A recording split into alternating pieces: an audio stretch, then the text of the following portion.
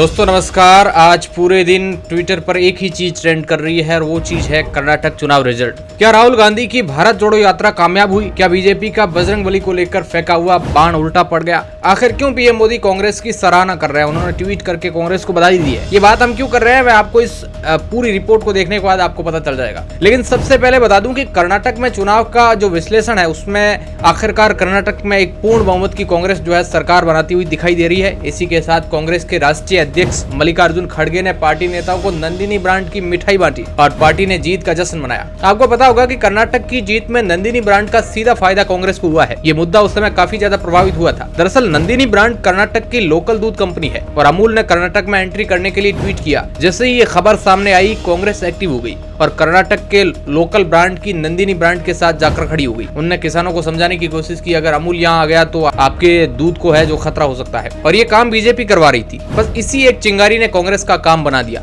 और वहाँ के सभी किसान और व्यापारी लोग कांग्रेस के साथ खड़े होंगे और इसका फायदा आज भी देख सकते हैं चुनाव में बहुत अच्छे लेवल पे मिला है। इसलिए तो आज नंदिनी ब्रांड की जो है खड़गे जी मिठाई बांट रहे थे। अगर हम चुनाव की बात करें तो कर्नाटक में कांग्रेस ने 10 साल बाद अपने दम पर सत्ता में वापसी करते हुए बीजेपी को उसके कब्जे वाले एकमात्र दक्षिणी राज्य से बाहर कर दिया है। 13 मई को जारी किए गए चुनाव नतीजों में कांग्रेस ने 136 सीटों पर जीत हासिल की। बीजेपी 65 सीटों पर जीत दर्ज करती हुई दिखाई दे रही है। इसी के साथ कांग्रेस ने स्पष्ट बहुमत हासिल करते हुए राज्य में हर 5 साल में सत्ता परिवर्तन के रिवाज को कायम रखा है। अगर हम कांग्रेस के जीतने की ओर नजर डालें तो इसमें कई कारण है। पहला कारण तो भारत जोड़ो यात्रा जो दक्षिण भारत से शुरू होकर उत्तर भारत तक चली थी, जिसमें राहुल गांधी को काफी ज्यादा प्यार मिला। और रही बात इस यात्रा की, देश में हिंदू मुस्लिम सिख ईसाई सब कुछ जोड़ने की बात है जो राहुल गांधी लेकर चल रहे थे। अगर देखा जाए तो दक्षिण भारत में कांग्रेस का काफी अच्छा दबदबा भी है। दूसरी ओर देखें, कांग्रेस ने बजरंग दल और पीएफआई को बैन करने की बात की थी, लेकिन भाजपा ने तो बजरंग बली का नाम ही चुनाव कैंपेन में लेना शुरू कर दिया था। हालांकि देखा जाए तो कांग्रेस ने बजरंग दल को बैन करने की बात कही थी, लेकिन ये भी कहा था कि कर्नाटक में जगह जगह पर हम हनुमान मंदिर बनवाएंगे। मतलब लोगों में इसको से इनका संदेश जाएगा कि हम हनुमान के प्रति विरोधी नहीं है, हनुमान जी के प्रति। और हो सकता है इसका भी कांग्रेस को एक बड़ा फायदा मिला हो। अब कितना किसको फायदा मिला है ये तो हम दिख ही रहा है, लेकिन अब सबसे बड़ी बात यह है कि कांग्रेस किसको अपना सीएम का दावेदार बनाएगी, क्योंकि यहाँ पर भी दो चेहरे नजर आ रहे हैं। कांग्रेस में सीएम पद के लिए सिद्धारमैया और डीके शिवकुमार प्रबल दावेदार माने जा रहे हैं। जहां डीके शिवकुमार कर्नाटक के प्रदेश अध्यक्ष है